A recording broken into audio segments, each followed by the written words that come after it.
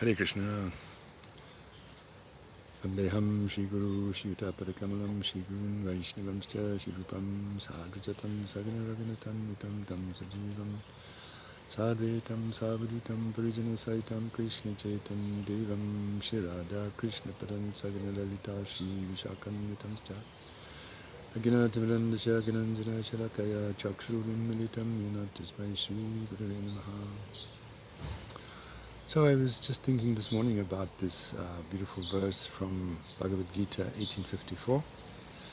Brahma Bhuta Prasanatma Nashochati Nakangshati Samasaveshu Bhuteshu Madbhaktim Labate Param.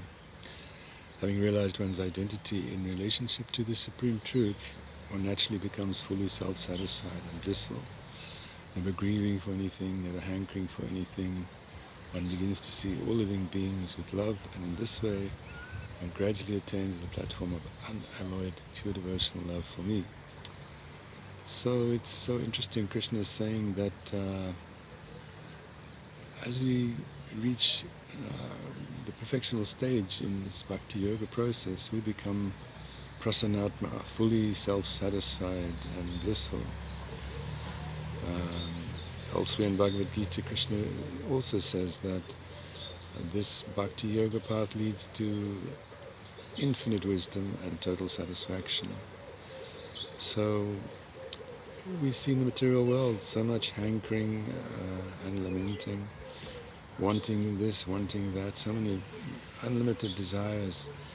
But even if they are fulfilled, there's no satisfaction, only more hankering, insatiable desire.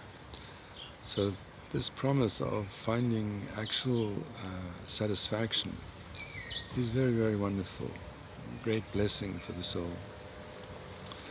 Because as that verse says, that someone who's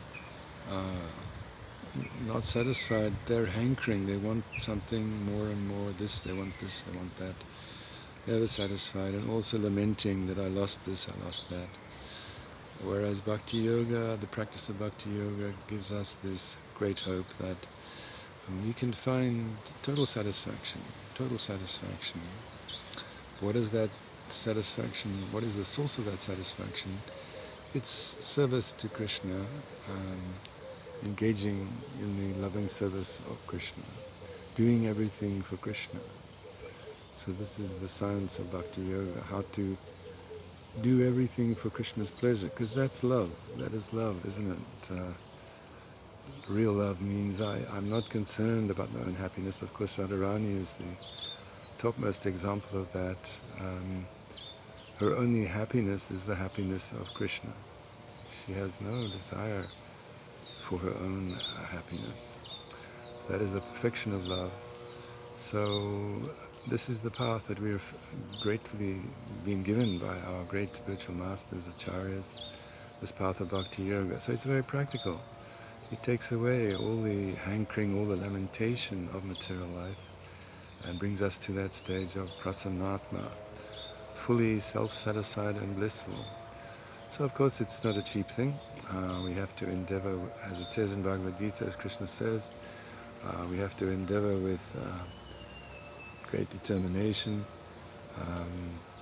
and steady effort. The effort required to transcend the mundane, that is what's required. And it says in Bhagavad Gita sometimes that may taste like poison.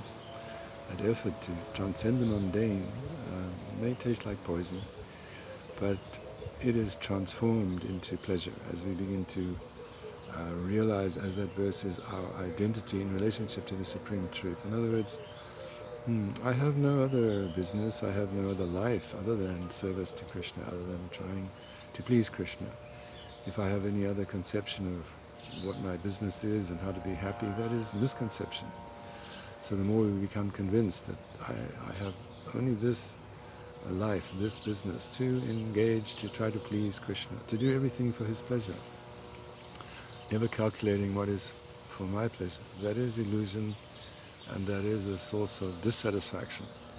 So if we can somehow or other more and more realize these truths, then we find the peace and the joy everlasting that we've been seeking for millions and millions of lifetimes. So if my message has been of some value to you, that's happy for me. Param Vijayate Shri Krishna Sankirtanam.